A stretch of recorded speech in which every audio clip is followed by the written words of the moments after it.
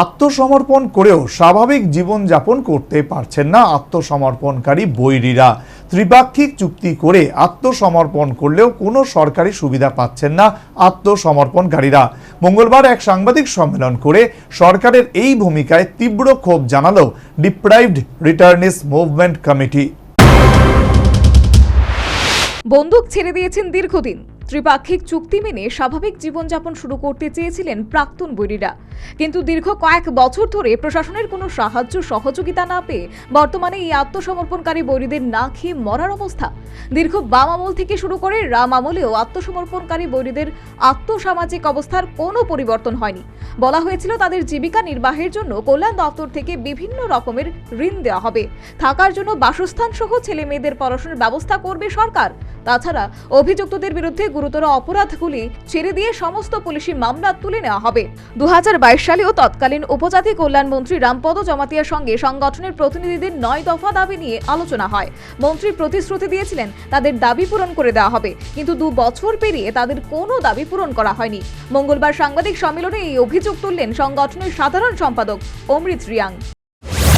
ক্রমে সেই দাবি 9টা দাবি মেনে উনি আমাদের একটা মাইনাস কপি দেওয়া হলো।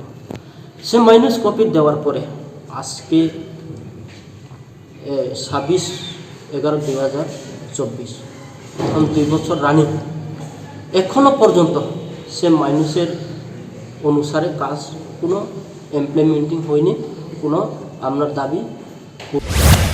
3 বছর পেরিয়ে গেলেও বৈঠকের সিদ্ধান্ত অনুযায়ী রাজ্য সরকার আত্মসমর্পণকারী বৈরীদের জন্য কোনো উদ্যোগ গ্রহণ করেনি। ফলে এরকম 1000 পরিবার সরকারি সুযোগ সুবিধা থেকে বঞ্চিত হয়ে এখন না খেয়ে মরার অবস্থা। ডিপ্রাইভ রিটার্নিস মুভমেন্ট কমিটির তরফে 2025 সালে ফেব্রুয়ারি মাসের মধ্যে এই দাবিগুলি পূরণে উদ্যোগ নিতে আবেদন জানিয়েছে। অবিলম্বে আত্মসমর্পণকারী বৈরীদের দাবি পূরণ না হলে জীবন জীবিকার প্রশ্নে আন্দোলনে নামবে সংগঠন। সে মাইনাস কপি দেওয়ার পরে আজকে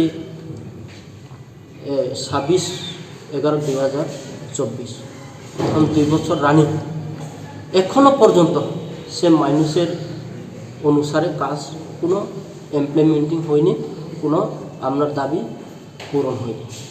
যার কারণে 1 নম্বর দাবি, আমরা সেই দাবি পূরণ করা হবে।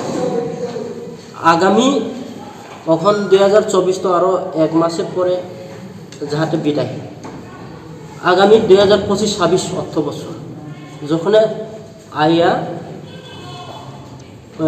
2025 অর্থ বছর আইব, তখনে তাড়াতাড়ি আপনারা সে দাবি পূরণ করা হোক। ইমপ্লিমেন্টিং করার জন্য তাড়াতাড়ি এই দাবি নিয়ে স্যাংশন অর্ডার দেওয়া হোক।